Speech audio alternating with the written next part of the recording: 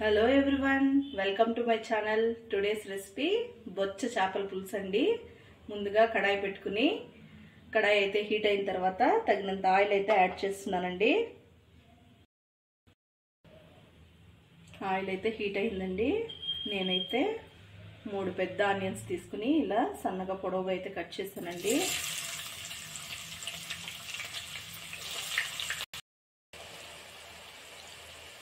Onions వేగుతున్నప్పుడే కర్రీకి సరిపడా పసుపు అయితే యాడ్ చేస్తున్నాను. అలాగే తగినంత ఉప్పును కూడా యాడ్ చేసుకుందాం.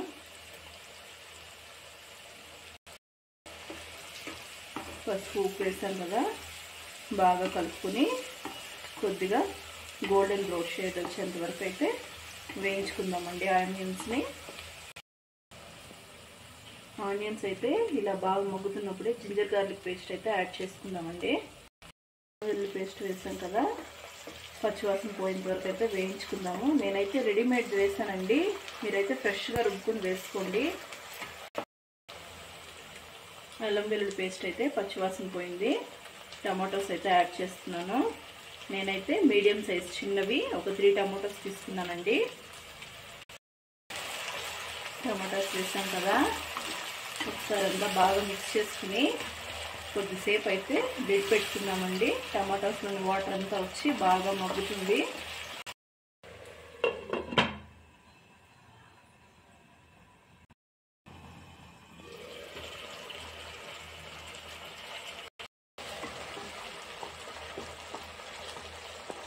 టమాటాస్ అయితే బాగా మగ్గాయండి.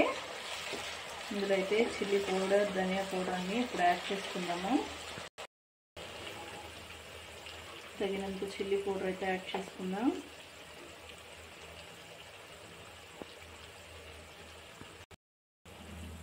అలాగే ధనియాల పొడిని కూడా యాడ్ చేస్తున్నాను.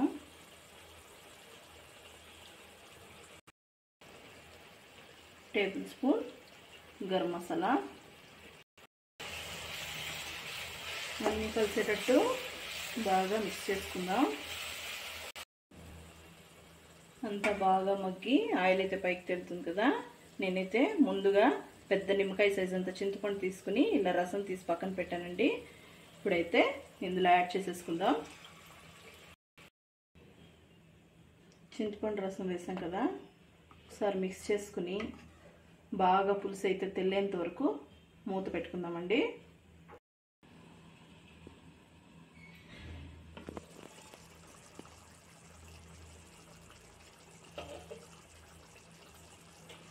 పులుసు అయితే మగ్గుతుంది కదా, ఇప్పుడే కరివేపాకుని అయితే యాడ్ చేసుకుందాం. ఇప్పుడు యాడ్ చేస్తే మంచి టేస్ట్ వస్తుందండి.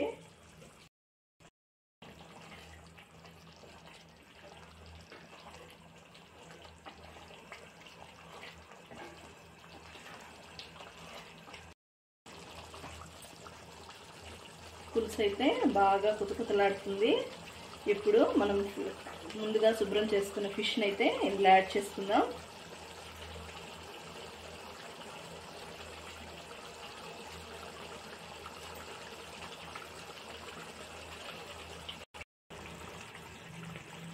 ఫిషెస్ అన్నీ వేసి ఇలా ఒకసారి బాగా కలుపుకొని కొత్తిమీర అయితే యాడ్ చేసుకుని ఒక 10 మినిట్స్ అయితే సిమ్లో ఉడికించుకుందామండి.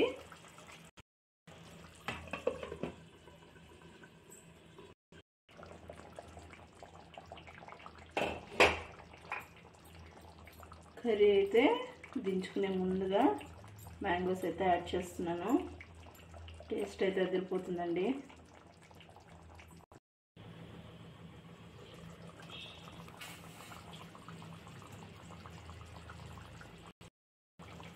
మన ఫిష్ కర్రీ అయితే పర్ఫెక్ట్గా రెడీ అయిపోయిందండి.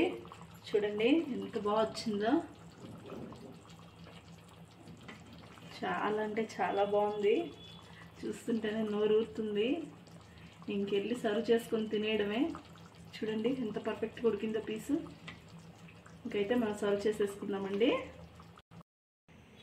ఎంతో ఎమ్మీ టేస్టీగా ఉండే మన ఫిష్ కర్రీ అయితే రెడీ అయిందండి. అందరూ వచ్చేసేయండి మా ఇంట్లో లంచ్కి. అందరూ లంచ్ చేద్దాం రండి. ఇంతేనండి, ఎంతో సింపుల్గా ఈజీగా అయిపోయే ఫిష్ కర్రీ అయితే తయారు చేసుకున్నాం. అందరికీ మనకి ఈ వీడియో నచ్చినట్లయితే అందరూ మన వీడియోని లైక్ చేయండి, షేర్ చేయండి. Please everyone subscribe to my channel. Thank you all.